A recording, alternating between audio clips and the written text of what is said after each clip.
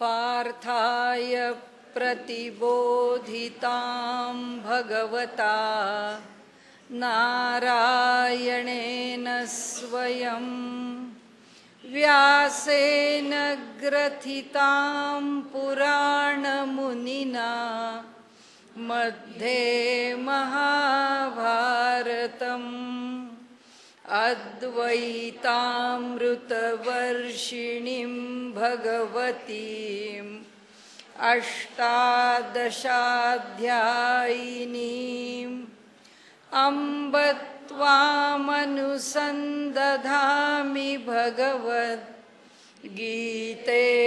भवद्वेषिणीम् प्रपन्नपारिजाताय स्तोत्रवेत्रैकपाणये ज्ञानमुद्राय कृष्णाय गीतामृतदुहे नमः। सद्गुरु प्रपन्नपारिजाताय स्तोत्रवेत्रैकपाणये ज्ञानमुद्राय कृष्णाय गीतामृतदुहे नमः। सद्गुरुं सच्चिदानन्दं केवलं करुणाकरं ज्ञानयोगेश्वरं वन्दे ज्ञानदेवं पुनः पुनः। मग राया ते म्हणे संजयो, तोचे अभिप्रायो प्रावो अवधारिजो कृष्ण सांगतीजो योगरूप। मग राया ते म्हणे संजयो। आता संजय धृतराष्ट्राला म्हणतोय तोचे अभिप्रावो अवधारिजो, ऐका आता जे सांगतायत ते ऐका। काय सांगणार आहेत ते? कृष्ण सांगतीजो, जे आपल्याला लक्ष देऊन ऐकायचंय ते कृष्णानी जो योग रूप, त्या योगाचं जे रूप सांगायला कृष्ण निघालेले आहेत ते आता धृतराष्ट्रा नीट ऐक असं संजय सांगतो। उत्सुकता वाढली आहे त्याची। 5व्या अध्यायाच्या शेवटी जेव्हा सांगितलं आहे माऊलींनी की आता कृष्णाला फार आनंद झाला आहे, अर्जुनाला काय पाहिजे आहे त्यांना कळलं आहे, अतिशय सोप्या भाषेमध्ये, अगदी जशी लहान मुलाला भाताची ती भातुकं खायला घालावीत, लहान लहान घास खायला घालावेत, तशी ही ज्ञानाची भातुकं खाऊ घालणार आहेत आता ज्ञानेश्वर माऊली। आणि त्यामुळे त्यांनी सांगितलंय की आता बघा, ऐका आता सहजे ब्रह्मरसाचे पारणे। हा साक्षात ब्रह्मरस आहे आणि ह्या रसाचं पारणं घातलंय। आपण एखादं मोठी यात्रा करून आलो, तीर्थयात्रा, की त्याचं जसं मावंदं करतो आणि त्या मावंद्याला पारणं म्हणून लोकांना पुष्कळ मोठं भोजन देतो, स्नेह भोजन देतो, ब्राह्मण भोजन देतो, गाव भोजन देतो, सगळ्यांना भोजन देतो आपल्या आपल्या ऐपतीप्रमाणे। मनुष्य त्याचा आनंद व्यक्त करतो। म्हणाले इथे साध्या प्रवासाचं एवढा मोठा आनंद व्यक्त होतोय, इथे तर साक्षात ब्रह्मरसाचं पारण आहे, इथे तर साक्षात ब्रह्मरसच आम्हाला स्पर्शतो आहे, साक्षात तो इथे उसळतो आहे। केले अर्जुना लागी नारायणे, अर्जुनाकरता नारायणाने त्या ब्रह्मरसाचं पारणं म्हणजे जणू काही तो खुला केला आहे, जणू काही त्याचं दर्शन सहज केलंय, आम केलंय, सर्वांच्या करता खुलं केलं आहे की तेची अवसरी पाहुणे पातलो आम्ही। आणि नेमके त्या अर्जुनाला सांगतायत त्यावेळी आम्ही पाहुण्यासारखे आलोय। म्हणाले काय योग आहे तुमचा, अहो केवढा मोठा कार्यक्रम चांगला आहे आणि एवढ्या मोठ्या कार्यक्रमाला तर तुम्ही साक्षी म्हणून आलेले आहात। म्हणाले मोठा आनंद आहे। संजय म्हणतो बघा तुम्हाला मला पाहुणा म्हणून बोलावलंय, भगवंतांनी सामर्थ्य दिलंय तुम्हाला की तुम्ही इथं तुमच्या राजवाड्यात बसलेले असलात तरी युद्धभूमीवर काय चाललंय याचा साध्यंत वृत्तांत आपल्याला कळावा आणि तो वृत्तांत आपल्यापर्यंत पोहोचवण्याकरता माझी नियुक्ती केली आहे आणि मला भगवंतांनी दिव्य दृष्टी दिली आहे की ज्या दृष्टीमुळे तुमच्या जवळ बसून तिथं काय चाललंय तिथं मी चांगल्या 100 इंची LED वर पाहतोय आणि मला ते इतकं सगळं चित्र स्पष्ट दिसतंय की काय बघू नका तुम्ही, काही विचारू नका। कैसी दैवाची थोरी नेणे, काय माझ्या दैवाचं मोठेपण सांगू आपल्याला, त्याचं भाग्य काय सांगू। जैसे तान्हे लिया तोयसे विजे, खूप तहान लागली आहे. तो म्हणतो अहो जरा कुठं पाणी मिळतंय का बघावं, कुणीतरी मला एक भांडभर तरी पाणी द्यावं. तर म्हणाले की तेची चवी करूनही पाहिजे. आणून दिलं म्हणाले, एकाने पाणी आणून दिलं. त्याची चव घेतली, तव अमृत आहे. म्हणाले ते पाणी नाहीच आहे, अमृतच मिळालंय. म्हणाले पाणी प्यायला गेलो आणि अमृत मिळालं. तसं ह्या धृतराष्ट्राला त्या युद्धभूमीवरचं सगळं वर्णन करून सांगायचं कामगिरी माझ्यावर आली आणि मी तर या ब्रह्मरसाच्या पारण्यामध्ये न्हावून निघतोय. म्हणाले तैसे आम्हा तुम्हा झाले. तसं म्हणाले अरे धृतराष्ट्रा, तुझी आणि माझी स्थिती आहे, तहानलेले अमृत मिळावं अशी. जे आडमुठी तत्व फावले तव धृतराष्ट्रे म्हणितले हे न पुसो तू ते. तैसे आम्हा तुम्हा जाहले. काय झालं? जे आडमुठी, मुठीच्या आत, मुठीच्या आत म्हणजे जे बंद आहे, ते जे बंद आहे असं जे तत्व आहे, आडमुठी तत्व, बंद हाताच्या आड. जसं लहान मुलांना म्हणतो ना, ओळख बरं माझ्या हातात काय आहे, काय पैसा ठेवलाय, काय ठेवलाय, सुपारी आहे, चॉकलेट आहे, गोळी आहे, बंद हाताच्या आत आहे, त्याला माहीत नाही. तसं जे तत्व हे रहस्यमय आहे, जे तत्व गूढ आहे, ते काय झालं म्हणाले या ठिकाणी फावले. ते आडमुठी तत्व फावले, ते आम्हाला सहज कळणं शक्य झालं. तव धृतराष्ट्रे म्हणितले हे न पुसो तू ते. अरे धृतराष्ट्र म्हणतो काय सांगतोय संजया, मला हे काही नको आहे, तू जे काय बोलतोय ना त्यात मला काही रस नाही, या विषयामध्ये तुला मला काही विचारायचं नाही आहे. मग तया संजया येणे बोले रायाचे हृदय चोजवले. म्हणाले त्यावेळी संजयाच्या ह्या बोलण्यानी राजाचं म्हणजे धृतराष्ट्राचं हृदय म्हणाले स्नेहाने व्यापलं. कोणाच्या? स्नेह म्हणजे मोह, मोहाने व्यापलाय. कोणाच्या? जे अवसरी आहे घेतले कुमारांची. माझी मुलं काय करतायत, पांडव हरतायत की नाही, माझी मुलं जिंकतायत की नाही, माझ्या मुलांचं बरं चाललंय की नाही, एवढ्यातच तो अडकलेला आहे. म्हणाले हे जाणोनी मनी हासिला म्हणे म्हातारा मोहे नाशिला. हे बघून संजयाला हसू आलं, काय आहे हा मनुष्य, ह्याचा मोह काही संपत नाही. हे एवढं मोठं म्हणाले अमृत आपल्या समोर आहे आणि याला त्याची काही पर्वा नाही. एरवी बोलू तरी भला जाहला अवसरी आहे. म्हणाले एरवी मी बोललो असतो अरे हे काय आहे म्हणून, पण म्हणाले बरोबर नाही ना ह्यावेळी ह्या ठिकाणी. आता काय बोलावं आपण, त्याला काही दोष देऊ नये. एरवी बोलू तरी भला जाहला अवसरी ये परी ते तैसे कैसेनी होईल. म्हणाले हा जो हे जे बोलणं आहे, हे बोलणं इतकं सुंदर असताना सुद्धा याच्या मनामध्ये मुलांच्या विषयीची आसक्ती शिल्लक राहावी. आता दुर्दैव आहे म्हणाले याचं. पण परी ते तैसे कैसेनी होईल जात्यांधा कैसे पाहिल. म्हणजे मला जरी असं वाटलं एरवी बोलू तरी भला जाहला, अहो आत्तापर्यंत काय सांगितलंय ते सगळं किती सुंदर आहे. म्हणाले काय विवरण आहे. आणि म्हणाले अवसरी आहे, आता ती संधी आपल्याला लाभली आहे आणि हा कुठे पोरांचन बाळांचन चौकशा करत बसलाय.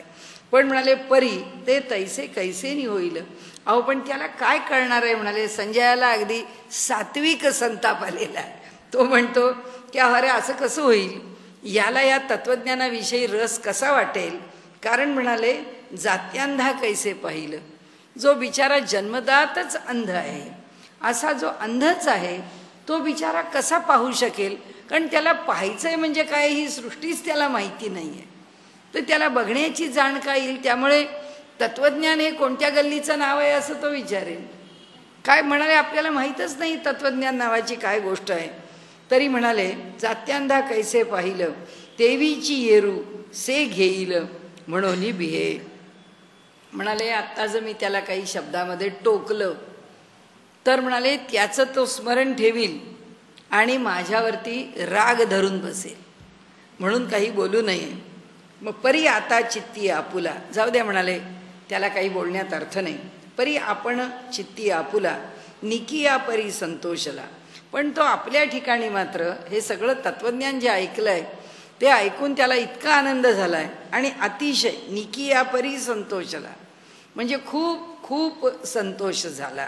निकिया पक्क शुद्ध, काय संतोषाचं शुद्ध स्वरूप, त्या अगदी संतोषाच्या परमावधीपर्यंतचं संतोष जणू त्याच्या अंतःकरणात प्रकट झाला. आता आणखीन संतोषाचं वेगळं रूप सांगायला राहणार नाही, इतका संतोष झाला. जे तो संवादू फावला, हा जो संवाद ऐकायला मिळाला, प्राप्त झाला कृष्णार्जुनांचा, म्हणाले हे ऐकूनच त्याचं अंतःकरण तृप्त झालं आहे. तेने आनंदाचे घालेपणे, म्हणाले आनंदाच्या तृप्तीने साभिप्राय अंतःकरणे, त्याच्या अंतःकरणामध्ये अभिप्राय, ते अंतःकरण काही ना काही भावानी आता तयार झालेलं आहे. आता आदरेसी बोलणे घडेल, म्हणाले आपल्या अंतःकरणाला आनंद मिळालेला आहे. धृतराष्ट्राशी आता आपण वेडवाकडं काही बोलायचं नाही, आपण आता आनंदाने बोलावं, आनंदाने चालावं, त्याच्याशी व्यवहार असाच करावा. आता आदरेसी बोलणे घडेल तया, त्याच्याबरोबर धृतराष्ट्राबरोबर आता मनात कितीही त्याचं वागणं पटलं नाही तरी आपलं बोलणं बदलणार नाही. तो गीते माझी षष्ठीचा, भगवद्गीता त्या गीतेतला हा 6वा अध्याय प्रसंगू असे आयणीचा, म्हणाले साधा अध्याय नाही आहे. इथे बोलायचं म्हणजे भल्या भल्याची परीक्षा आहे आणि सगळं बोलून तो बोललाय ते बरोबरच असेल असं नाही. त्याच्या बोलण्यामध्ये अनेक चुका होणं शक्य आहे, त्याला न समजणाऱ्या गोष्टी कितीतरी असणं शक्य आहे. हे ज्ञानेश्वर महाराज म्हणतात, सामान्य तर बोलूच शकत. ते म्हणतात हा प्रसंग चातुर्याचा आहे, ते म्हणतात हा प्रसंग गंभीर आहे, कारण नुसतं शहाणपण इथे कामाचं नाही आहे, इथे चातुर्याने विषय समजून घ्यावा लागेल. म्हणून हा गीतेमधला 6वा अध्याय हा मोठा अवघड आयणीचा प्रसंग आहे. म्हणजे जसे आपण आयरणीवरचे विषय म्हणतो तसे आता अगदी आपल्यासमोर तत्काल मांडायला चाला ना 6वा. म्हणजे आता जसं आपण व्यवहारामध्ये म्हणतो ना की हातच्या कंकणाला आरसा कशाला, आता बोलायला लागलात आता कळेलच तुमची बुद्धी काय आहे, आता याच्यातून प्रकटच होईल, समजणारच आहे, त्या बुद्धीचा कसच लागणार आहे. तसे ज्ञानेश्वर महाराज म्हणतात आता हा प्रसंग 6व्या अध्यायाचा मोठा कठीण आहे, तिथे खरं माझं चातुर्यपणाला लागणार आहे. आणि संबंध ज्ञानेश्वरीबद्दल त्यांनी काय म्हटलंय पहिल्या नमनात, येथ चातुर्य शहाणे झाले, चातुर्याला शहाणपण आलंय म्हणाले. हे चातुर्य प्रमेय रुचीस आले, त्या प्रमेयाला रुची येण्याकरता चातुर्य शहाणं झालंय. पहिल्या नमनात पहिल्या अध्यायाच्या ते म्हणतात अगदी सुरुवातीला ज्ञानेश्वरी, चातुर्य शहाणं का झालं, कारण चातुर्य दोन्हीकडे आहे. अहो एखादा मनुष्य चोरी करायला निघतो, तो काय वेडा म्हणून करतो काय, तो नुसताच चोरीची माहिती असून त्याला चोरी करता येत नाही, त्याच्याकडे ते चातुर्य लागतं. आणि त्यामुळे त्या चातुर्याने म्हणाले चातुर्य दोन्हीकडे आहे. दुसऱ्याला घालून पाडून बोलायला सुद्धा चातुर्य लागतं, दुसऱ्याला त्रास देऊन त्याच्या मनाला दुखवायला सुद्धा चातुर्य लागतं. कारण केव्हा काय कसं कुठे त्याचं बोलून त्याला दुःखी करणं, त्याला नामोहरम करणं, त्याच्या आनंदावर विरजण घालणं, त्याला त्रासात पाडणं, त्याच्यावरती संकट आणणं, त्याचं नुकसान करणं, या सगळ्यात चातुर्य आहे. पण ते म्हणाले इथे चातुर्य कसं आहे, शहाणं झालेलं आहे. या चातुर्याला फक्त शहाणपण माहिती आहे आणि म्हणून ह्या शहाणपणामधून प्रमेय रुचीचं आले. म्हणून इथे प्रमेयाला रुची आहे. म्हणजे 6व्या अध्यायात म्हणत नाही, ते पहिल्यांदाच म्हणतात. आणि ते इथे सांगतात आपल्याला की या ठिकाणी जे विवेक सिंधूचे पार, म्हणाले आता कोणता तीर आपल्याला सांगायचा आहे. विवेक जेव्हा प्राप्त होतो, हे सगळी योगाची परिभाषा आहे. या पतंजली योगसूत्रामध्ये विवेक ख्याती, ख्याती म्हणजे ज्ञान, विवेकाचं ज्ञान झालं तरी सुद्धा हा विवेक करा हे जे म्हटलं जात, निशिदिनी विवेक करा बाबांनो, निशिदिनी विवेक करा, की रात्रंदिवस विवेकाचा विचार करा, हे सगळं सांगितलं ठीक झालं. रात्रंदिवस विवेक करू मान्य आहे, पण त्यांनी इथे सांगितलं की हा जो योगमार्ग आहे हा काय नुसत्या विवेकावर आहे. पतंजली म्हणतात ती विवेक ख्याती, असंप्रज्ञात समाधी इतक्या सगळ्या पल्ल्यांना गाठून गेल्यानंतर सुद्धा विवेक ही एक वृत्ती शिल्लक राहते, पुन्हा अलीकडेच आहे, तो काही पलीकडे गेला नाही. म्हणून माऊली इथे सांगतात विवेक सिंधूचे पार. हा विवेकाचा सुद्धा सिंधू आहे, सागर आहे. विवेक काही सामान्य नाही. आम्हाला व्यवहारात फक्त जरा असं तसं काही होतं. आपण जरा 6 महिने सातत्याने उपासना केली की त्या उपासनेची चर्चा करायला माझं कधी चुकत नाही. मी अगदी सकाळी करणार म्हणजे करणार. माझे ज्ञानेश्वरीचं पारायण झालं, दासबोधाचं झालं, आता नाथ भागवत झालं. मी एवढा जप करत होते, आता इतका जप पूर्ण झाला. सुरू. कारण का मनुष्याने थोडं काही केलं की लगेच त्याला त्याच्या मागे असं वाटायला लागतं हे मला सिद्ध झालं, साध्य झालं. कारण विवेक कशाचा केला आम्ही? सकाळी 7 ते 8 जर आम्ही टी व्ही लावून जुनी गाणी ऐकत असलो किंवा आमचा रेडिओ ऐकत असलो तर आम्हाला असं वाटलं नाही बुवा, आज सकाळची वेळ आहे, चांगली मंगलघटिका आहे, आपण त्यावेळी काहीतरी देवाचं करावं.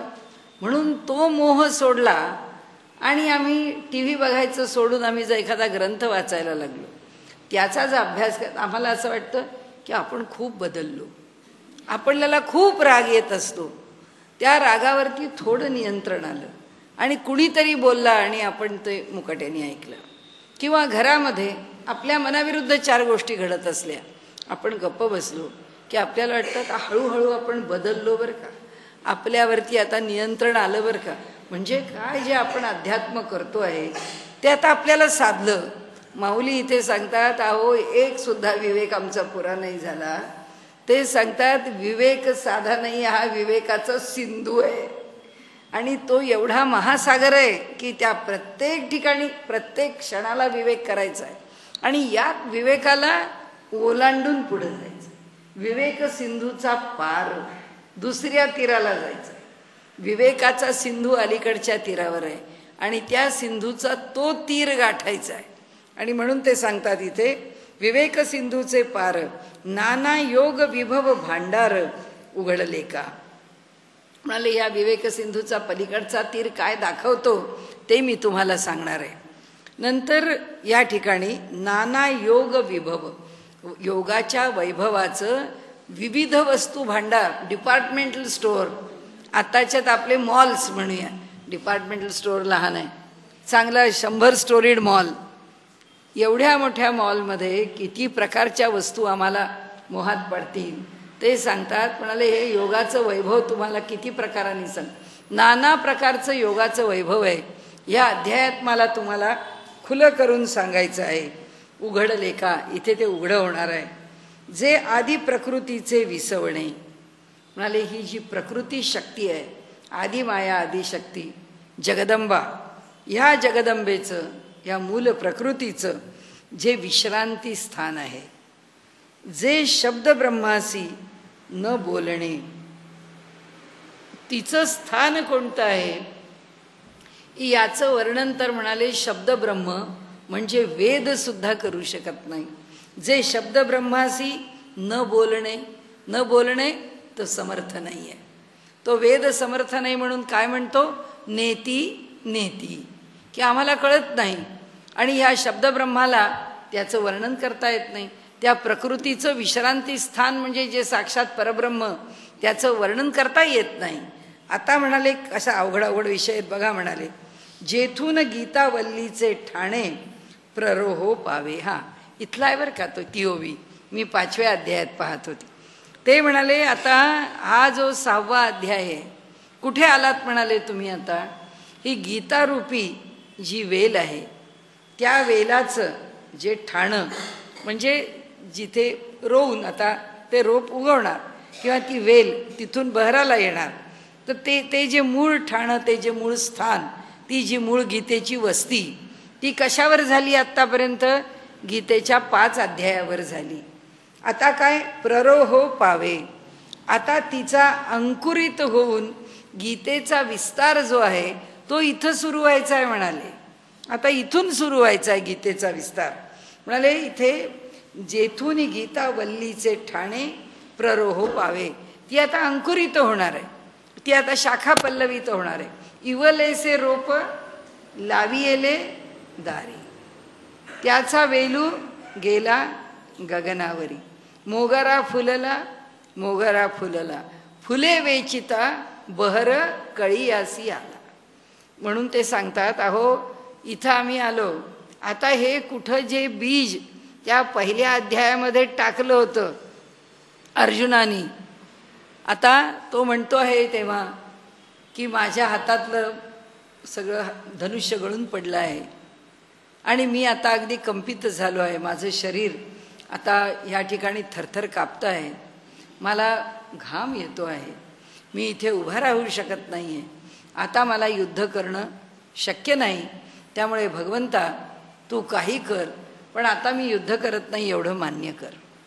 आणि म्हणाले ह्या सगळ्या परिस्थितीमध्ये आता तू मला मोकळा कर. म्हणाले हे बीज कोणी टाकलं? अर्जुनाने. ते बीज कशाचं आहे? विषादाचं आहे. अर्जुन विषाद योग, पहिला अध्याय अर्जुन विषादाचा आहे. म्हणाले त्या विषादाचं बीज पडलं, त्या विषादाच्या बीजाला आता खत पाणी ते सगळी जमीन भुसभुशीत केली आणि आता ती वेल चांगली बहरावी किंवा ते जे बीज आहे ते चांगल्या प्रकाराने अंकुरित व्हावं याकरता म्हणाले 5 अध्यायांची खटपट झाली. या 5 अध्यायांमध्ये सगळ्या विषयांची खटपट करून झाली. आता ते अंकुरित झालं. आता खरं गीतेला काय सांगायचं आहे ते आता इथून सुरू होणार म्हणाले. म्हणून ठाणे प्ररोह पावे तो अध्याय हा 6वा.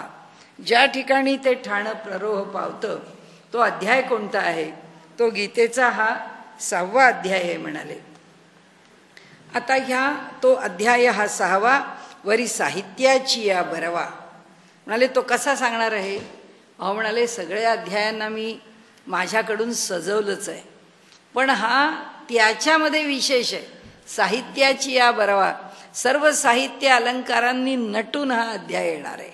आणि म्हणून सांगिजेल म्हणून परिसावा चित्त देऊनी, हा जो अध्याय आहे मी तुम्हाला साहित्याच्या पातळीवरती, त्याला सजवण्याच्या पातळीवरती, भाषा आहे, दृष्टांत आहे, अलंकार आहेत, यमक आहे, काय नाही, साहित्यामधली जी जी वैशिष्ट्ये आहेत ती सगळी वैशिष्ट्ये इथे प्रकट होणार आहेत. त्या सगळ्या वैशिष्ट्यांनिशी मी तो आपल्याला सांगणार आहे. म्हणून काय परिसावा चित्त देऊनी, म्हणून आम्ही तो अगदी मनापासून ऐकावा. माझा मराठीचा बोलू कौतुके, परी अमृतातेही पैजे अशी जिंके, ऐसी अक्षरे रसिके मिळवीन. म्हणाले मी माझा मराठीचा बोल आहे, मी माझ्या प्राकृत भाषेमध्ये बोलतोय. कसा आहे? कौतुकाचा आहे. मला त्याचं कौतुक आहे, ती माझी भाषा आहे. आणि त्यामुळे माझ्या भाषेमध्ये, ह्या नागरी भाषेमध्ये सनागर वर्णन करताना पण त्यांनी म्हटलं आहे की कसं वर्णन केलं आहे? अरे चांगला बोललास तू. आता आपण काल पाहिलं ना की निवृत्तीनाथ म्हणतो अरे किती बोललास विषय सोडून, पण जे काही बोललास ना ते मात्र सनागर होतं, ते चांगलं होतं, आवडणारं होतं. तसं ते म्हणतात आता माझा हा बोल कसा कौतुकाचा आहे, उगीच काहीतरी रला र टला ट नाही आहे. दिवाळी अंक काढायचे आहेत, आपल्याकडे किती लेख आले? 30. तर तो लेखक म्हणतच असतो आता मी लेख पाडायला बसतो, असं म्हणून तो साधारण आषाढ श्रावणामध्ये कुठेतरी गायब होतो आणि तिथं लोणाळा खंडाळा कुठेतरी जाऊन बसून तो ते 30 लेख पाडतो आणि इथं येऊन देतो, म्हणतो आता घ्या. हे ते म्हणतात हे असं नाही आहे. ह्याच्या ठिकाणी बरवं साहित्य आहे, परी साहित्याची या बरवा, श्रेष्ठ साहित्य आहे.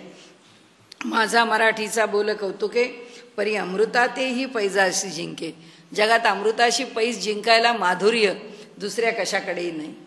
अमृतासारखं संजीवक दुसरं कोणी नाही, अमृतासारखं हमखास दुसरं कोणी नाही. पण म्हणाले ऐसी अक्षरे रसिके मिळवीन, जी अमृतापेक्षा सुद्धा श्रेष्ठ आहेत. अमृताबरोबर जर होड लावली, अमृताबरोबर जर पैज लावली तर अमृत हरेल, माझी अक्षरं त्याच्यापेक्षा श्रेष्ठ आहेत. म्हणाले जिये कोवळिके चेनी पाडे. काय सांगू म्हणाले, या शब्दातली कोमलता तुम्हाला काय सांगू. तिच्या कोमलतेकरता म्हणाले दिसती नादीचे रंग थोडे, जे स्वरांचे रंग आहेत ते सुंदर भाव उत्पन्न करणारे स्वरांची जी कोमलता आहे. कोमल स्वर लागला की सदा सुखरंजिनी भैरवी, त्या भैरवीमध्ये सगळे कोमल स्वर आहेत. सगळ्या कोमल स्वरांनी जी भैरवी भरून राहिलेली आहे तिची काय कोमलता सांगता म्हणाले त्या नादांची, त्याच्यापेक्षा माझे शब्द कोमल आहेत. माझ्या शब्दाची कोमलता त्याच्यापेक्षा विशेष आहे. वेधे परिमळाचे बीक मोडे, म्हणाले फार सुंदर परिमल तो आम्हाला हिंदुस्थानातच मिळतो. जगभर कुठेही हिंडायला जा, कुठंही सुवासिक फूल नाही. आमच्या भारतामध्ये अनंताचा वास वेगळा, जाईचा वेगळा, जुईचा वेगळा, चाफ्याचा वेगळा, चमेलीचा वेगळा, मोगऱ्याचा वेगळा, गुलाबाचा वेगळा, कुणाला नाही. आमच्या साध्या तगरीला सुद्धा वास आहे. आमच्या तगरीच्या फुलाला सुद्धा वास आहे. साधं फूल आहे. तुम्ही तेरडा सुद्धा एकत्र केला तर गंधहीन म्हणणाऱ्या तेरडाला सुद्धा त्याचा गंध आहे. म्हणाले आमच्या इथे परिमळाचे भीक मोडे, परिमळाचं सुद्धा बल, सुंदर सुवासांचं सुद्धा, अगदी मृदगंधाचं सुद्धा बल ज्याच्या पुढे फिकं पडेल असं जयाचेनी, असे माझे शब्द आहेत, असं माझं इथे विवेचन आहे. म्हणाले ऐका रसाळपणाची या लोभा की श्रवणीची होती जिव्हा. म्हणाले असं रसाळ निवेदन करणार आहे मी इथे की त्या रसाळपणाकरता वास्तविक शब्द आहे, कानाने ऐकायचा आहे, पण जीभ म्हणते हा रसाळपणा आमचा विषय आहे. रसास्वादन आम्ही करतो, श्रवण कसे करतील? त्यामुळे श्रवणालाच जिव्हा येत आहेत. पण त्या श्रवणीची होती जिव्हा, श्रवणाच्या ठिकाणीच जिव्हा येऊन राहिलेले आहेत. बोले इंद्रिया लागे कळंबा एकमेका. म्हणाले आमच्या सगळ्या इंद्रियांच्या मध्ये भांडण सुरू झालं.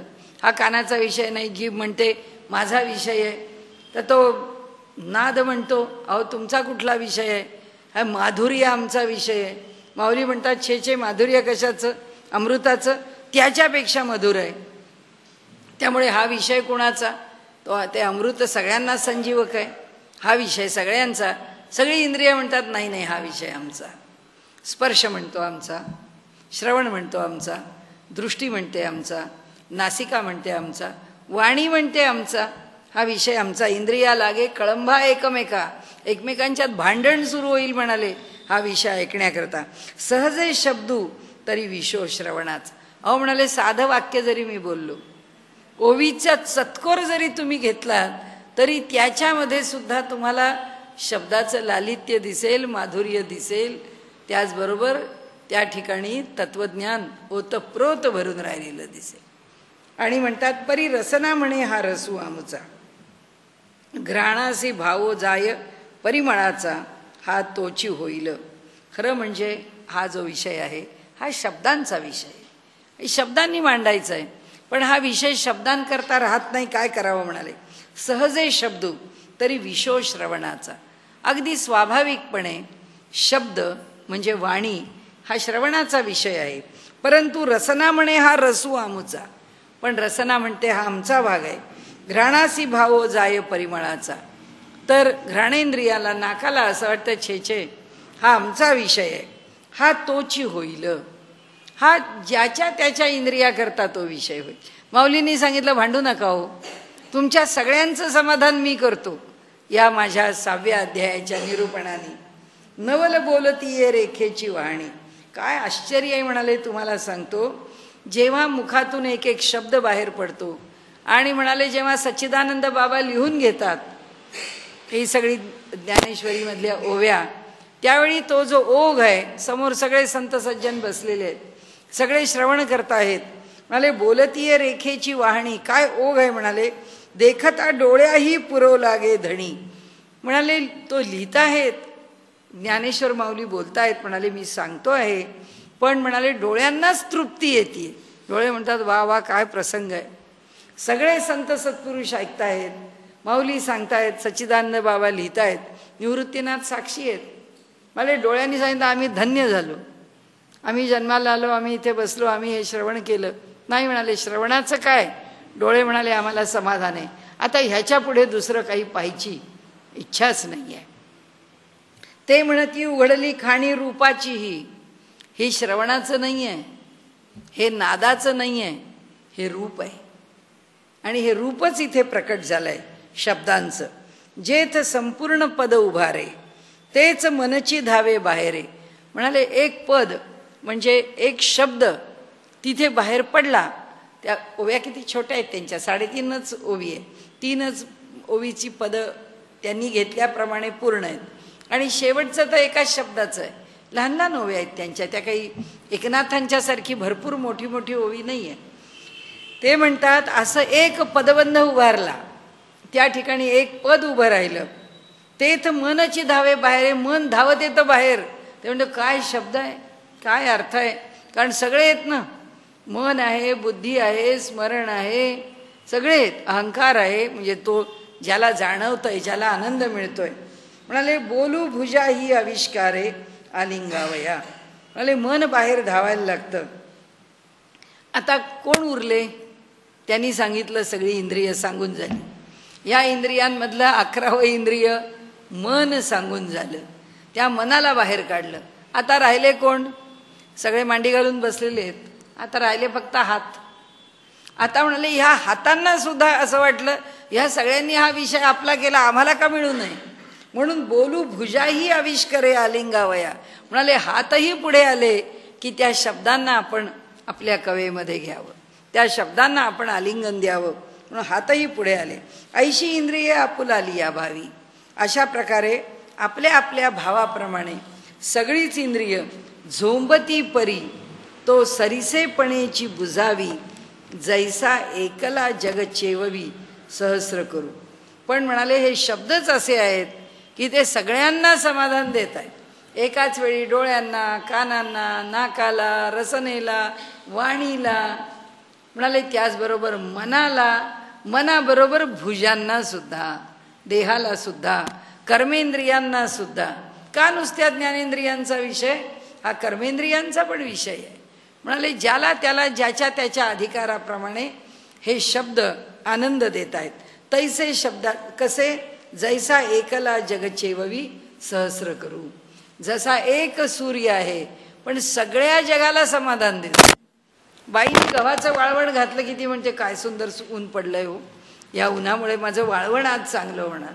दुसरा म्हणतो अहो आमच्या घरामध्ये आम्ही वरती एवढे मोठे पत्रे बसवून ठेवले, कधी ऊन येत आहे असं वाटत होतं की आमचं सोलर त्या ठिकाणी पाणी तापतं का नाही. दुसरा म्हणतो अहो तो सोलर कुकर लावलाय, आमचा भात होतो की नाही. तिसरा म्हणतो आम्हाला इतकी चांगली हवा पाहिजे, कारण शेतकरी म्हणतो माझं धान्य चांगलं त्याला उघडीप पाहिजे, सूर्याने ऊन दिलं पाहिजे. अहो प्रत्येकाची अपेक्षा वेगळी आहे म्हणाले, पण एक सूर्य सगळ्यांची अपेक्षा पुरी करतो. तसे माझे जे शब्द आहेत ते सगळ्यांची अपेक्षा पूर्ण करणार आहेत. कुणालाही ते निराश करणार नाहीत, कुणालाही ते भुकेलं ठेवणार नाहीत, कुणालाही ते अतृप्त ठेवणार नाहीत. तैसे शब्दाचे व्यापकपण देखीजे असाधारण. हे जे माझे शब्द आपण ऐकाल ते शब्द इतके व्यापक आहेत, ते शब्द इतक्या फार व्यापक अर्थाने भरलेले आहेत. सामान्य अर्थ आहे त्याच्यामध्ये, त्या शब्दाचा जो बोली भाषेतला अर्थ आहे, माझा प्राकृतातला अर्थ आहे, तो समजू नका आपण. त्याच्यापेक्षा त्या शब्दांचा अर्थ आहे तो अधिक व्यापक आहे. देखीजे असाधारण. त्या अर्थाचं असाधारणपणे समजून घ्या. पाहतया भावज्ञा भावती गुण चिंतामणीचे. ज्याच्या ठिकाणी भाव आहे त्यांनी हे शब्द ऐकले की त्याला कळेल की हा साक्षात चिंतामणी आहे. ज्यांनी ज्याचं चिंतन करावं त्याला तिथे ते प्राप्त व्हावं. तसं माझ्या ह्या निरूपणामध्ये प्रत्येकाला समाधान देण्याचं सामर्थ्य आहे. हे असो तू या बोलाची ताटे भरली. असं द्या म्हणाले. आता पुष्कळ सांगितलं मी. आता हे जे बोल आहेत ह्या बोलांची मी ताटं भरली आहेत. म्हणजे ताटांच्या मधून जशी पक्वान्न भरावीत, जसे उत्तम उत्तम खाद्यपदार्थ भरावेत, तसे या बोलांची ताटच्या ताटं भरतोय म्हणाले मी. आणि वरी कैवल्य रसे ओगरली. आता त्याच्यामध्ये कैवल्याचा रस घातलेलं पक्वान्न घातलेलं आहे. त्या ताटांमध्ये काय? हे शब्द म्हणजे काय आहेत? ज्याच्यामधून कैवल्याचा रस वाहतोय. जिलबी घेतली तर त्या जिलबीचा जो रस आहे तो कशाचा आहे? कैवल्याचा रस आहे.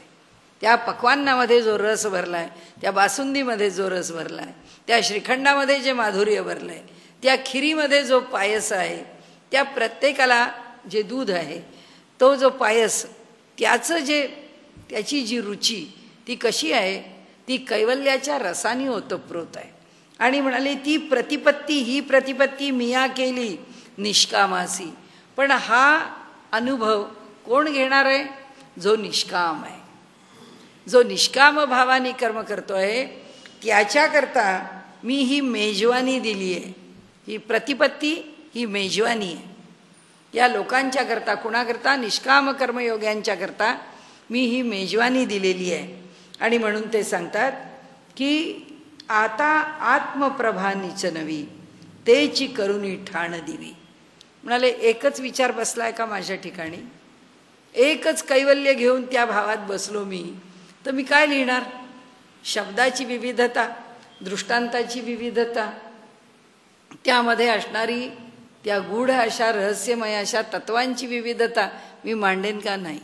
ही जी आत्मप्रभा आहे ती कशी आहे माझ्या ठिकाणी? नीच नवी, प्रत्येक क्षणाला नूतन आहे. म्हणाले हे सगळं तत्व कसं आहे?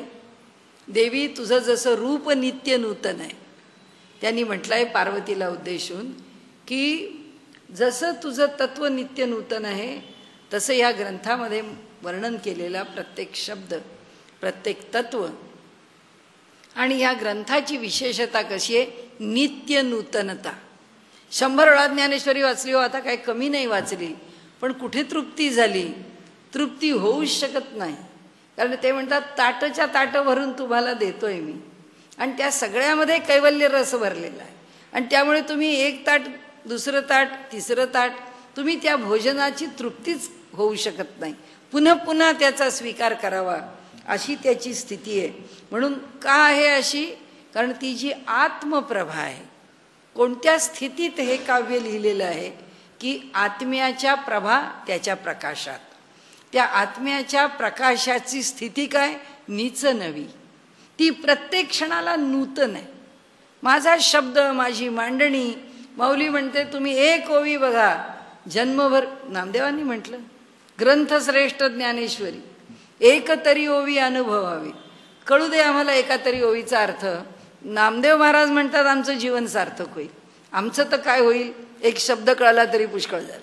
त्यांनी म्हटलंय ना, एक पद, एक शब्द नुसता मनाच्या पटलावरती आला की ते मन आतून बाहेर येत आहे, राहतच नाही म्हणाले आतमध्ये. तेची करुणी ठाण दिवी. त्या आत्म्याची जी प्रभा आहे नित्य नूतन प्रभा आहे. त्यामुळे ते म्हणतात माझी जी प्रतिभा आहे ती तुम्हाला कोणत्याच ओवीवर शिळी झाली आहे असं वाटणार नाही, असं होणारच नाही. म्हणून एक वैशिष्ट्य आहे माऊलींचं. एकच दृष्टांत घ्या ज्ञानदेवांचा आणि सबंध 18 अध्यायामध्ये तो आलेला पहा. त्या दृष्टांताचं योजना प्रत्येक ठिकाणी वेगळी आहे. आपण वेडे होतो की अरे एक सामान्य दृष्टांत आहे, तो दृष्टांत किती प्रकारांनी वापरावा, कसा कसा वापरावा, आणि त्या प्रत्येक ठिकाणी तो चपखलाय असा वाटावा की अरे इथे काय सुंदर, अरे तिथे किती सुंदर. म्हणजे फक्त समजूच शकत नाही काय ज्ञानेश्वरीचं स्वरूप आहे. खरंच ह्या देशात झाली ज्ञानेश्वरी म्हणून. जगात जर दुसरी ठिकाणी जर कुठे ज्ञानदेव जन्माला आले असते ना, तर ती ज्ञानेश्वरी जगभरामध्ये डोक्यावर घेऊन लोक नाचले असते. डोक्यावर साऱ्या जगामध्ये त्या ग्रंथाचा उदो उदो केला असता. तर ते म्हणतात तेची करुणी ठाण दिवी, जो इंद्रिया ते चोरून जेवी तयासीची फावे. आता म्हणाले ह्याची ठाण दिवी केली. ठाण दिवी म्हणजे याचीच समई केली, याचाच दिवा केला. कशाचा? नित्य नव्या आत्मप्रभेचा दिवा केलेला आहे. म्हणजे तिच्या प्रकाशामध्ये आता तुम्हाला हे कैवल्याचं भोजन दिलेलं आहे. हे कैवल्याचं भोजन कोण जेवणार आहे? ज्याला इंद्रियांना चोरून जेवता येतं तो. जो इंद्रिय लवल्याकरता जेवतो त्याला कधीच यातला आनंद मिळणार नाही. तयासीची फावे, त्यालाच प्राप्त होतं. जो इंद्रियाच्या अतीत जाऊन त्याचं सेवन करतो त्याला प्राप्त होतं. येथ श्रवणाचेनी पांगे वीण श्रोतया व्हावे लागे. पांग म्हणजे उणीव. हे मनाचेनी निजांगे भोगीचे गा. आता म्हणाले इथे श्रवणाच्या ठिकाणी असणारी जी उणीव आहे त्या उणीवेला सोडून आम्हाला पुढे जावं लागेल. श्रवणाची मर्यादा काय आहे? एकच आहे की जे कानावर पडलं आहे ते मनापर्यंत पोचवायचं. पण जे कानावर पडलंय तेवढ्यावर थांबायचं नाही म्हणा. ही श्रवणाची उणीव आहे. समोरचा माणूस बोलला, आता आपण अरे तुला कळत नाही का, तो तुला शहाणा आहे म्हणाल, तो का शहाणा म्हणाल नाही आहे, त्यांनी तुला नावं ठेवली आहे, त्यांनी तुला शिवी घातली आहे, त्यांनी तुझा अपमान केला आहे, तू काय म्हणतोस हो त्यांनी मला शहाणं म्हटलं. अरे त्याच्या शब्दाचा अर्थ कळून घे. श्रवण हे करू नाही शकत. जे कानावर पडलं आहे ते श्रवण फक्त पोचवणार मनापर्यंत.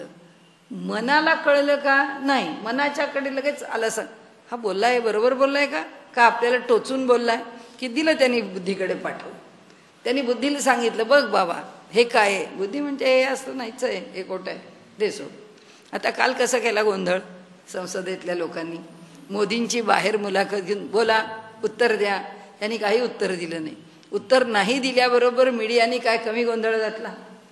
लगेच परवाच्या बातमीवर कालची बातमी की लगेच ॲग्रेसिव्ह झाले भाजपावाले, त्यांनी आता त्यांच्यावरती प्रहार केले.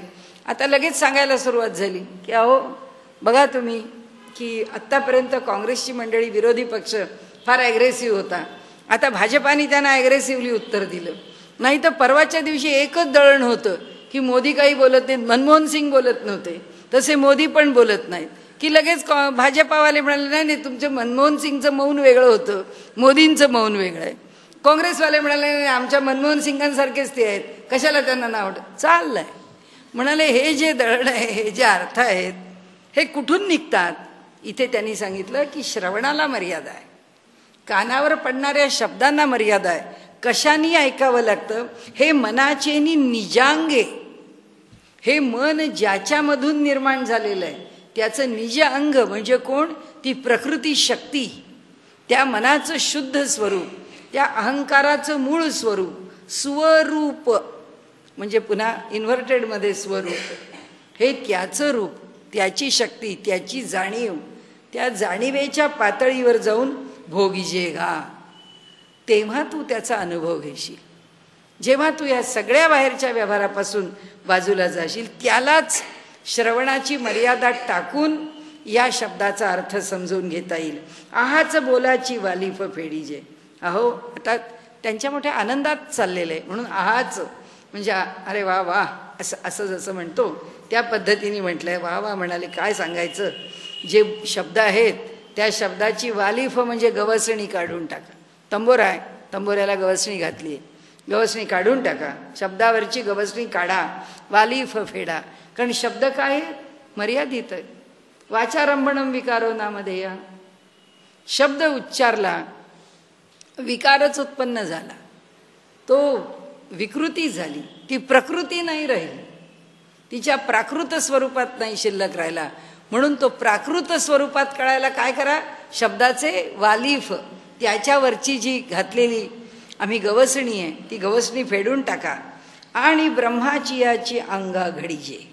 आणि काय करा तर ब्रह्माचियाची त्या शब्दाच्या अर्थाला, अंगा म्हणजे अर्थाला, घडीजे म्हणजे तद्रूप व्हा.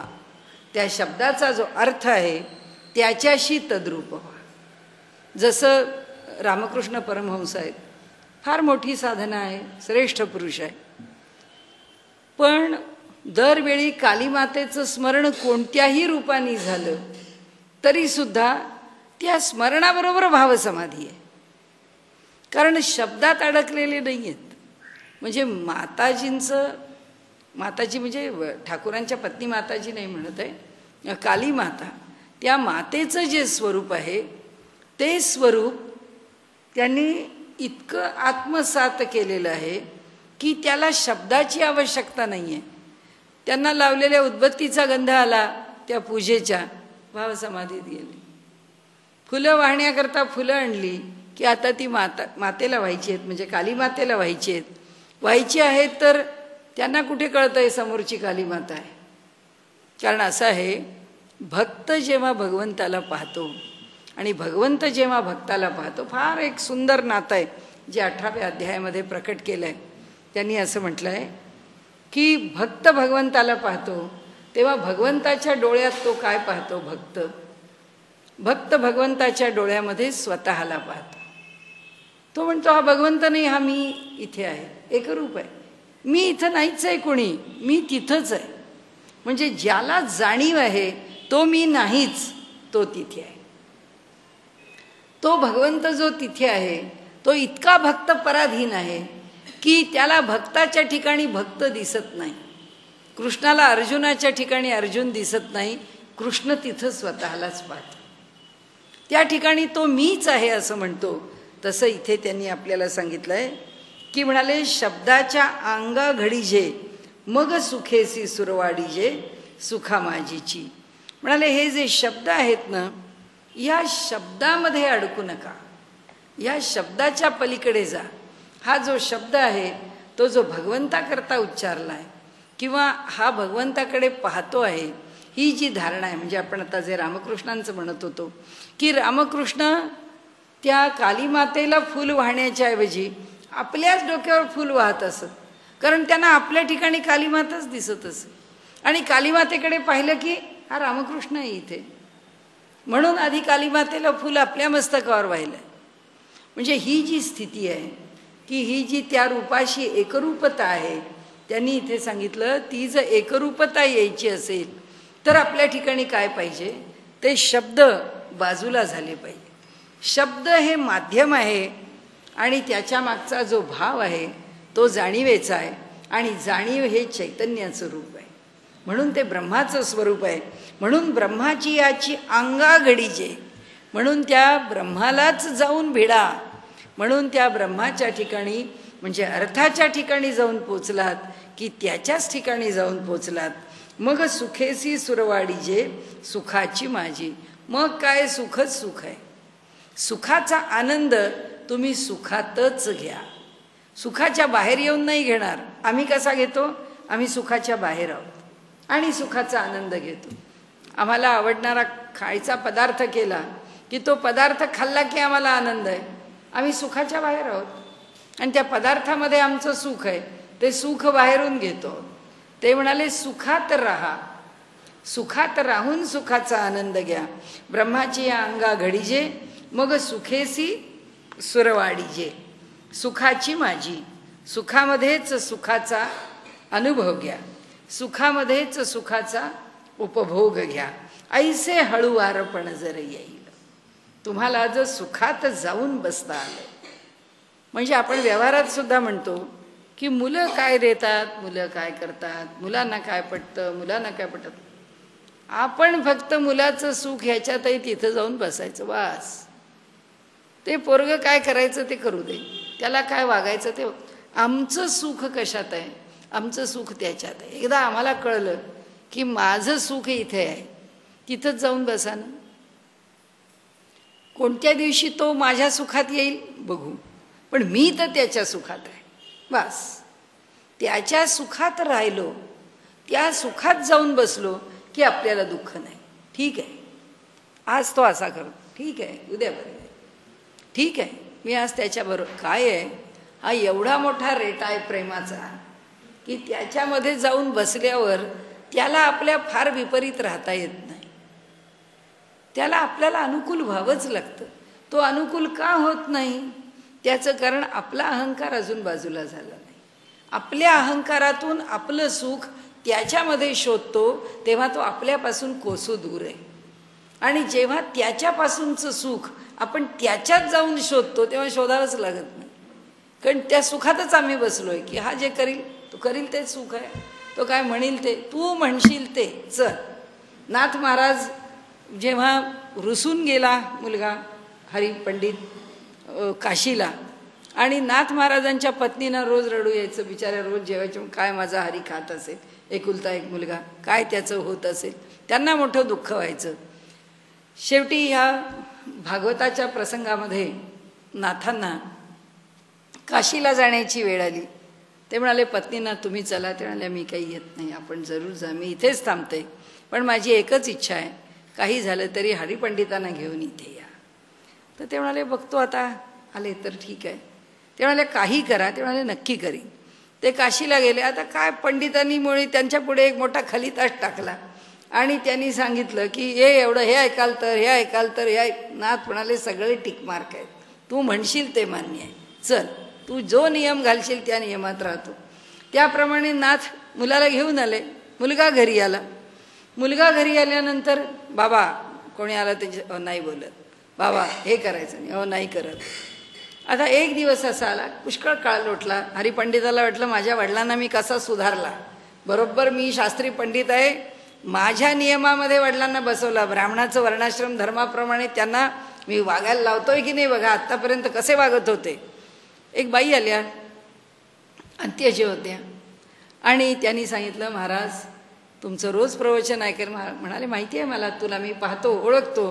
म्हणजे महाराज तुम्ही आम्हाला सांगितलं धर्मशास्त्र की एका सच्छील ब्राह्मणाला जर भोजन दिलं तर लक्ष भोजन घालण्याचं पुण्य आहे. ती म्हणली एका ब्राह्मणाला भोजन द्यायची माझी ताकद नाही खरी, मी कुठून तरी गोळा करून एक भोजन करणार. मला माहिती आहे तुमच्या एवढा मोठा माणूस कोण असणार, तुम्ही माझ्या घरी याल जेवायला. अहो म्हणाले मला केवढं मोठं पुण्य मिळेल आणि मला फार आनंद होईल तुम्ही आल. ते म्हणाले हो येईल. हरिपंडित म्हणाले काय झालं आहे, तुम्ही कसे काय हो म्हणालात, तुम्ही तिथे जाणार कसे. ते म्हणाले तिचा भाव बघ, तिच्या भावाकरता मी म्हटलंय मी येतो. हरिपंडितांनी त्या बाईंना सांगितलं येणारे जेवायला खरं सगळे माझे नियम. ती म्हणाली मान्य, तिथं मी येणार या, मी स्वयंपाक करणार करा, जेवायला मी वाढणार वाढा, तुम्ही समोर यायचं नाही नाही येणार. सगळं झालं ठरलं. आता निघाले नाथ आणि हरिपंडित जेवायला. गेल्यानंतर त्या बाईंच्याकडे तिला काय बिचारीला करता आलं ते तिने भोजन बनवलं एका पत्राळीमध्ये. आता तिने बनवलं म्हणजे हरिपंडितांनी बनवलं. आता त्या तिने दिलेल्या शिध्याप्रमाणे ते आता त्यांनी वडिलांना वाढलं, नाथांनी भोजन केलं. ती म्हणाली आता पत्रावळ उचलू द्या, एवढी तरी सेवा द्या मला नाथा. नाही नाही हात लावायचा नाही. हरिपंडितांनी पत्रावळ उचलली, खाली पत्रावळ तयार, दुसरी पत्रावळ उतरल, तिसरी पत्रावळ तयार, चालला ढीग होत उष्ट्या पत्रावळीचा. हरिपंडित म्हणाले काय आहे.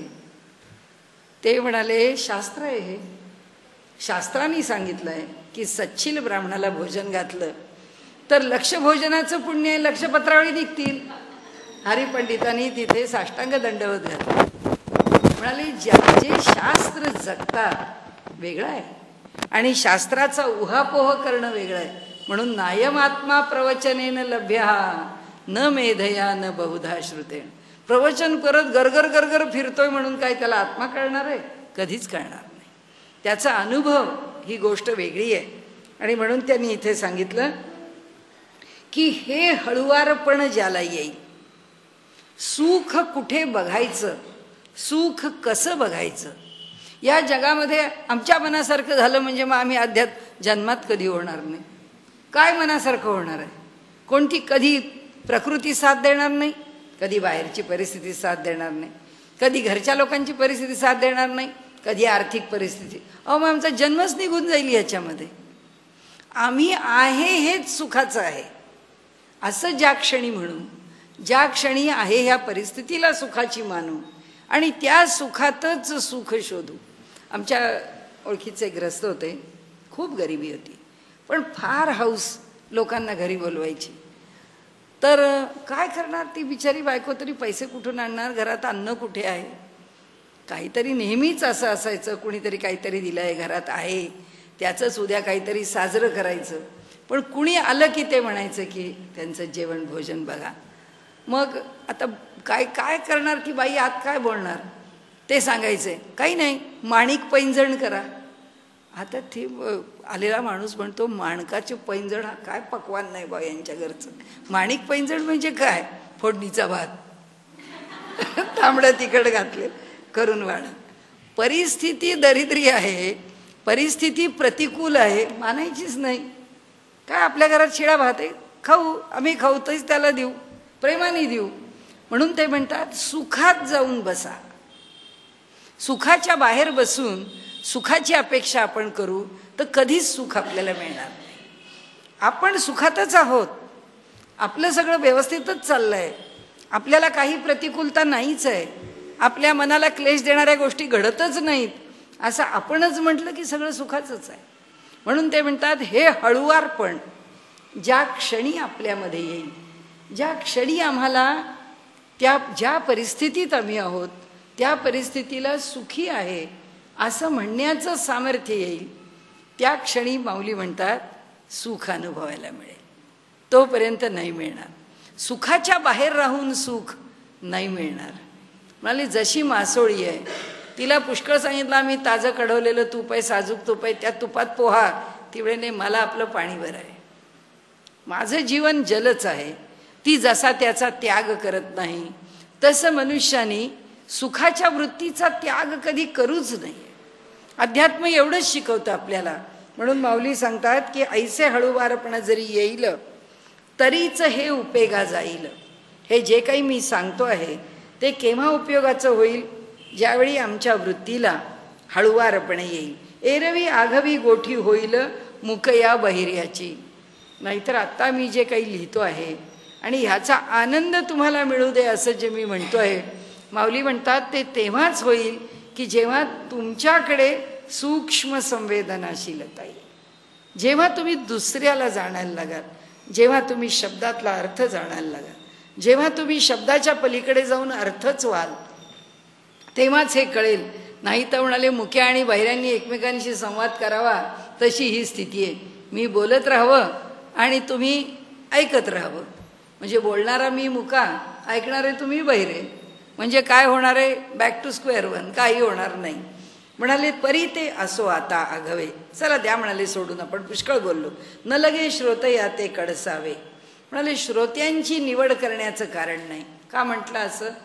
कारण म्हणाले ज्याला सुखात शिरता येईल आणि ज्याला हे हळुवारपण अनुभवता येईल त्यांनीच ऐकावं नाही म्हणतात. माऊली आहेत, किती कारणांनी त्यांना माऊली म्हटलंय त्याची, त्या अनेक कारणातलं हे एक कारण आहे. कुणी कमी आहे, कुणी जास्त आहे, कुणी मी जे सांगतो आहे ते समजून घेणार आहे, कुणाला त्याचं अज्ञान आहे माऊलींना वाटत नाही. सगळे यारे यारे अवघे जण किंवा यारे यारे नारी नर, सगळे या, सगळे माझेच आहेत. कडसावे निवडावे, श्रोत्यांची निवड नाही करायची. जे येथ अधिकारी ये स्वभावे निष्काम काम. म्हणाले इथे काय आहे? निष्काम भावानी जो ऐकायला आलेला आहे तो अधिकारीच आहे, अधिकार त्याचाच आहे.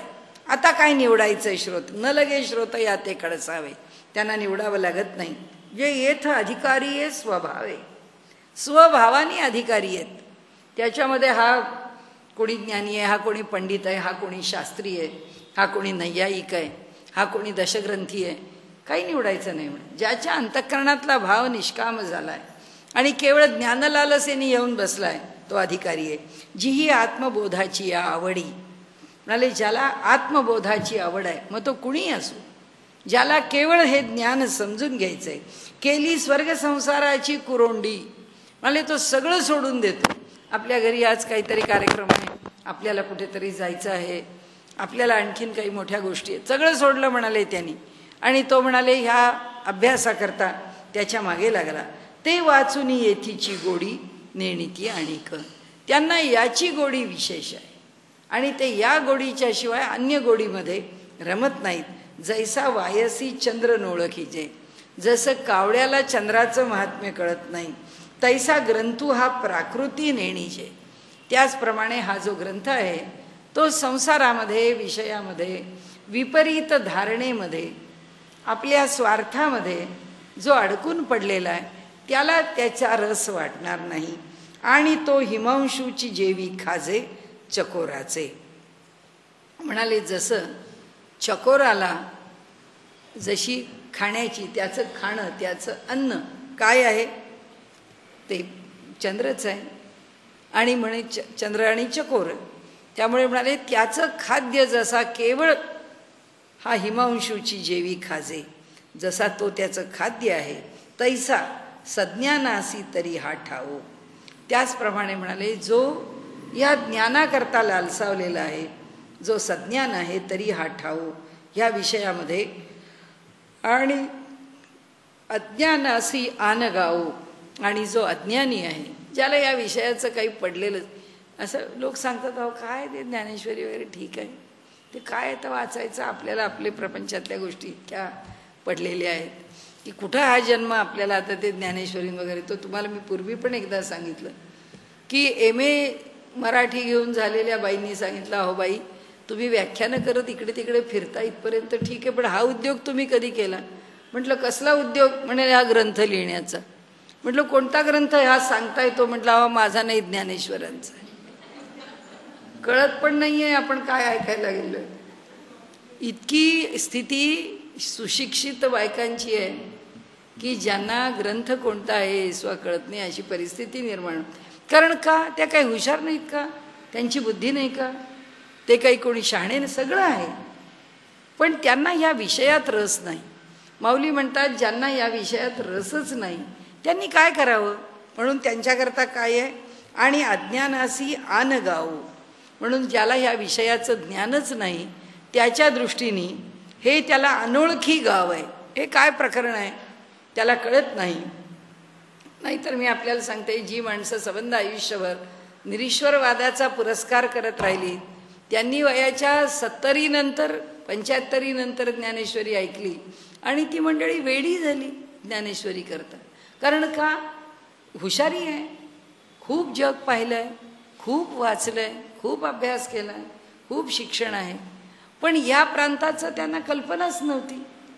जेव्हा या प्रांतात येऊन पडले तेव्हा आता ते सोडायला तयार नाही. आता ज्ञानेश्वरांचं नाव काढलं तर डोळ्याला पाणी येतं, एवढा भाव अंतःकरणातला उत्कट झाला. म्हणून माऊली म्हणतात की ज्यांनी हा गावच अनोळखी ठेवला काय करावं त्यांच्याकरता? त्यांना काही याचा उपयोग नाही म्हणाले. म्हणून या बोलावया विषय पहा हो विशेष का नाही. म्हणून म्हणाले याविषयी फार बोलण्याचं काही कारण नाही. का? म्हणजे कोण अधिकारी या विषयाचा ते मी सांगणार नाही. या विषयाच्या अधिकारी कुणाचा अधिकार आहे योगमार्गाच्या विषयी ऐकण्याचा? नाही म्हणाले, काही सांगायचं कारण नाही. ज्याला आवड आहे, ज्याला जिज्ञासा आहे तो या मार्गाचा अधिकारी आहे. परी अनुवादाला मी प्रसंगे ते सज्जनी उपहासावे लागे. पण म्हणाले मी हा प्रसंग आता परी अनुवादाला मी अनुवादाला बोललो. का बोललो? प्रसंगोपात बोललो, प्रसंगाने बोललो. प्रसंगाने तरी का बोललो? संतांची भूमिका कळली. संतांना माऊली का आमची ती आम्हाला जवळ का करते? आमच्यासारख्या अडाण्याला, शिक्षिताला, अज्ञानाला त्यांना काही वाटत नाही. असला तर असू दे, थोडी तर रुची आहे ना. काय आहे बघूया तर म्हणतो ना, येऊ दे ना, त्याला कुठं कशाला ना म्हणा.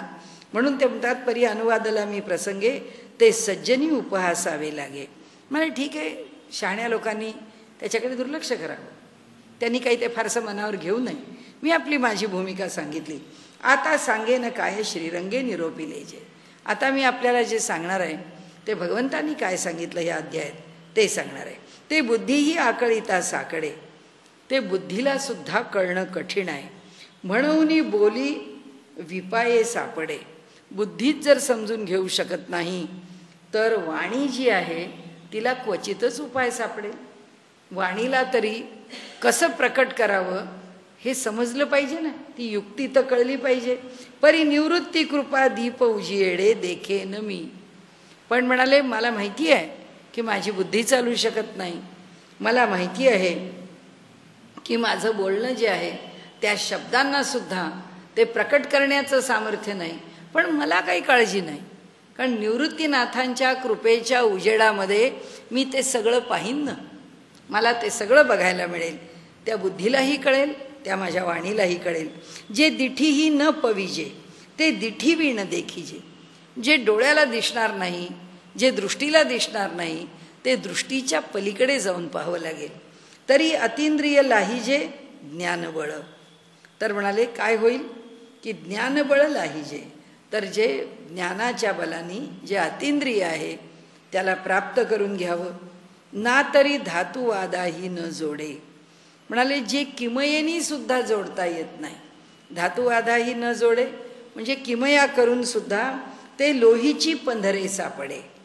म्हणाले असं आहे की धातुवादाही न जोडे म्हणजे किमयेनी सुद्धा जे जोडता येत नाही असं लोखंडाचं पंधरे म्हणजे सोनं, अगदी 23.5 कॅरेट सोनं लोखंडाचं जर बनवता आलं, जरी दैवयोगे चढे परिसू हाता. अहो म्हणाले किमया गाराला सुद्धा तो पुष्कळ सांगतो. आता मध्यंतरी तो पुण्यामध्ये अशी टोळी चालली होती. दुपारच्या वेळी घरी जायचं, दरवाजा ठोठावायचा, सांगायचं तुमच्या घरची तुम्ही भांडी द्या, आम्ही तुम्हाला पॉलिश करून देतो, चांदीची भांडी द्या, सोन्याच्या वस्तू द्या, आणि हे बघा हे कसं आम्ही चकचकीत केलं. बाईनी ते दिलं की तो पसार ते घेऊन चोरी करून. तर ते इथे म्हणतात अशी किमया आहे की जे पाहिलं की डोळ्याला एकदम चकाकायला लागतं, जे पाहिलं की एकदम खरं आहे असं वाटतं. त्या किमयेला सुद्धा जे सोनं करता येत नाही ते सहज करता येतं. केव्हा? जेव्हा दैवयोगाने परिसच हातात आला. आता काय अवघड आहे, त्याचा स्पर्श केला की सोनं, लोखंडाला स्पर्श झाला की सोनं. तसं म्हणाले, तैसी सद्गुरु कृपा होय, भले माझ्या वाणीला न कळो, भले माझी बुद्धी न पोचो, पण सद्गुरूंच्या कृपेला काय अशक्य होय, तरी करिता काय आपून होय. म्हणाले, अहो हे जर एकदा सापडलं तर आपण थोडा प्रयत्न केला, काय केला, बघू तर बोलून, बघू तर सांगून, आपल्याला येतं की नाही एवढाच केला. म्हणून ते अपार माते आहे ज्ञानदेव म्हणे. अहो प्रयत्न मी छोटासा करीन, पण एवढी गुरुकृपा आहे माझ्यावरती की त्यामुळे मी ते करीनच करीन. तेणे कारणे मी बोलेन. कोणत्या कारणाने? केवळ सद्गुरु कृपा कारणाने मी बोलेन. बोली अरूपाचे रूप दावीन. माझ्या शब्दांच्या मध्ये मी जे अरूप आहे, जे रूप जे प्रकट होत नाही, जे आकाराला येत नाही, असं जे परमात्म स्वरूप आहे ते मी प्रकट करून दाखवीन. अतिंद्रिय परी भोगवीन इंद्रिया करवी. तुम्हाला मी पैजेनी सांगतो, पैजेचा विडा उचलतो की जे इंद्रियांना कधीही साध्य नाही, जे इंद्रियांकरता दुर्लभ आहे, ते मी तुम्हाला इंद्रिया करवी भोगवीन. अरूप तरी भोगवीन इंद्रिया करवी. म्हणून आई काय यशश्री औदार्य, ज्ञान वैराग्य ऐश्वर्य, हे साही गुणवर्य वसती दे जेथ. आता इथे श्री भगवान उवाच करता या ओव्या आहेत. आता कायम लक्षात ठेवायचं की ज्ञानदेव पुढचा कुठल्याही परिस्थितीमध्ये सगळे शास्त्रीय नियम ते पाळतात. की मागची म्हणजे मागचा श्लोक किंवा मागची निरूपणाची पद्धती ती शेवटाला कुठे आणायची? पुढच्या श्लोकामध्ये जो विषय आहे त्याच्याशी अनुबंध जोडला गेलाच पाहिजे. हे शास्त्रांनी जसं सांगितलं आहे की अनुबंध पाहिजे. इथं काहीतरी बोलून टाकलं आणि तिथे पुढच्या ठिकाणी त्याचा संदर्भ कधीही नाही. तुम्ही कोणत्याही श्लोकाच्या निरूपणानंतर पुढच्या श्लोकाचं निरूपण पहा, त्याचा अनुबंध एकदम पक्का. की आता इथे त्यांनी कसा अनुबंध जोडला? विषयाचा नाही जोडला, त्यांनी इथे भगवंताच्या ऐश्वर्याचा जोडला. भगवान कसा आहे? षडगुण ऐश्वर्य आहे. म्हणून श्री भगवान उवाचेवरच ओवी केली. त्यांनी ओवी जी दिली आहे ती भगवान उवाचेवर दिली. ऐका म्हणाले, यशश्री औदार्य, ज्ञान वैराग्य ऐश्वर्य, हे जे चार, हे साही गुणवर्य वसती जेथ. हे जिथे असतात त्यालाच भगवान म्हणतात. त्यामुळे ज्याच्याकडे यश आहे, ज्याच्याकडे श्री आहे म्हणजे सौंदर्य आहे, ज्याच्याकडे औदार्य आहे, उदारता आहे, जो ज्ञानरूप आहे, वैराग्य हे ज्याचं स्वरूप आहे, आणि सगळं वैभव त्याचं ऐश्वर्य हे तो अनंतकोटी ब्रह्मांड नायक आहे, ते सगळंच त्याचं ऐश्वर्य आहे. असं ज्याच्या ठिकाणी वसतं तो भगवान आहे. म्हणून तो भगवंतू जो निसंगाचा सांगातू. म्हणून हा जो निसंगाचा सांगातू, जो सर्वसंग परित्याग केलेला आहे त्याचा सांगाती आहे. ज्यांनी ह्या लौकिकात अडकलेला नाही आहे. का नाही अडकलेला? कारण ही प्रकृती त्याचं रूप आहे, त्यांनी निर्माण केलेलं आहे.